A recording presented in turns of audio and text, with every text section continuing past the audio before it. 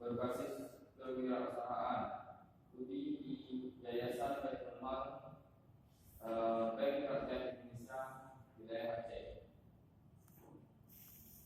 Fokus penelitian ini adalah menganalisis penyaluran zakat produktif oleh Yayasan Baitul Mal Bank Rakyat Indonesia wilayah Aceh sebagai program untuk peningkatan ekonomi umat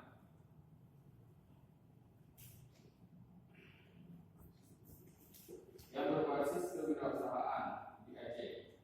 Ranah penelitian ini adalah menganalisis dua program utama di BNRI, yaitu Badan Usaha Milik Pesantren atau disebut dengan BUMP, dan yang kedua adalah program pelatihan keterampilan usaha.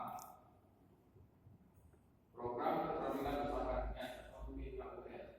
Permasalahan yang diangkat dan menjadi rumusan permasalahan adalah bagaimana penyaluran zakat produktif dijalankan oleh BUMP.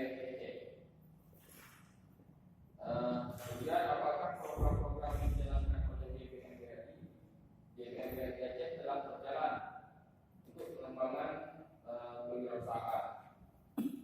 Kemudian bagaimana upaya peningkatan efektivitas penyaluran zakat produktif pada BUMP Aceh? Tujuan penelitian